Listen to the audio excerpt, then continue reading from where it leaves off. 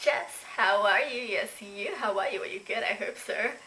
So, in today's video, I am going to be doing a kind of review thing, I guess, on the finale episode of American Horror Story Hotel. I really enjoyed this season of American Horror Story, and I really wanted to do a review on this. I know it's probably a bit late, but you know, I wanted to do it, so I'm doing it. This is just pretty much gonna be me talking about some scenes, describing them, and saying what I liked about them, I guess. I won't be talking about every single scene, but I will be talking about some or most. Warning! If you have not watched the final episode, spoiler alert, there will be spoilers all over the place. And also, I am going to be discussing some scenes which have mature content. So if you're not old enough to watch the show, then I would suggest not watching this either. Alright, so let me begin. I want to start with the scene where Iris and Liz are asking all the ghosts to stop killing people, because if word got out that they were killing the guests, it would be terribly bad publicity for the hotel. And the hotel would probably stop getting guests and end up closing. Hypodermic Sally and Will Drake are really upset by this, and they are having none of it. Sally makes it pretty clear that she thinks that since she's dead, that pretty much gives her a free pass to do anything she wants. Then, out of everyone, Mr. March sides with Iris and Liz and says that if the hotel can survive until 2026, I think. I'm not actually sure what the date was, but something around there, I think. It would be able to never get taken down ever because it would become a landmark. So he asks that they stop killing the guests for this reason. So then Iris, in an attempt to help her, shows Sally the wonders of the internet, introducing her to social networks such as Facebook, Twitter, Instagram, the works. And Sally soon becomes obsessed with social networking, and she finally feels like she's part of something, and she's happy. She gains many followers, which also helps her feel connected to people, and overall less lonely. The part which really stood out for me though was where Sally throws her syringe out the window. Obviously Sally knew that she wouldn't be able to get the syringe back after she threw it out the window because she can't leave the hotel.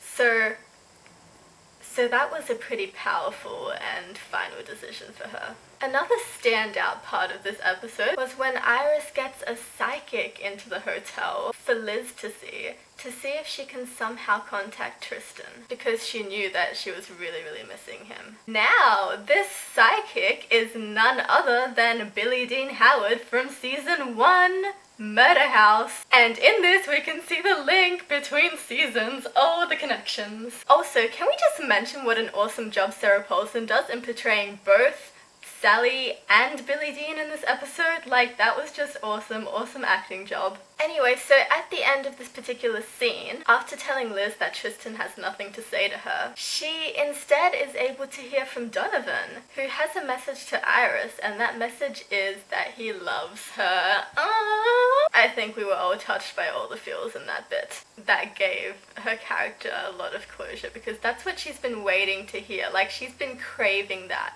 for so long, so that just gave her character so much closure. Another massive part of this episode, I think for everyone, was Liz's rebirth scene. After finding out that Liz has prostate cancer, she gathers all the ghosts and asks a favor of them. She lays out an impressive array of weapons and asks them to kill her with them. After initially refusing this request because they've all grown really fond of her, she explains to them that she wants this so that she never has to leave the hotel. Want to spend her last days in a hospital, but instead wants to be reborn as a ghost and stay with them in the hotel forever. Then there's the moment when the Countess walks into the room.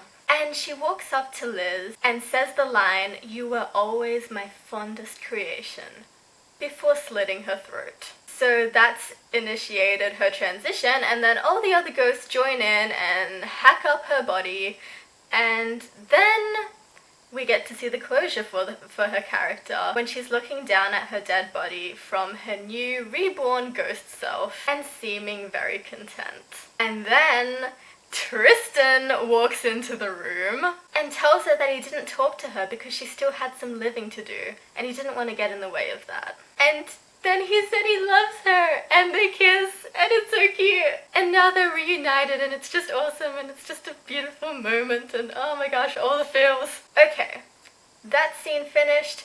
Now I want to talk about this scene. We see that John Lowe died outside of the hotel, so he wasn't trapped in the hotel forever. But now this brings me to Devil's Night. So it was Devil's Night, and this is the one day of the year where John can re-enter the hotel. So he agrees to do an interview with the psychic Billie Dean. He takes her to the dinner where we once again see all the serial killers coming together for this dinner party thing. Now, Billie Dean has been talking about hotel rooms at the Cortez, which people have died in, on a show.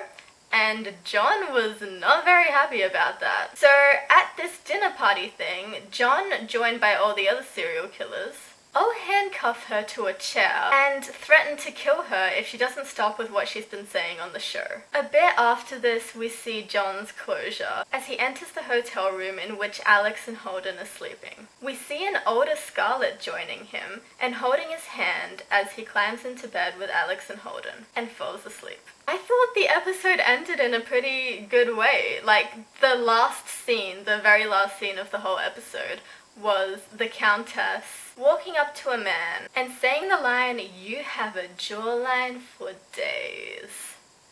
And then it just fades to black and the episode ends.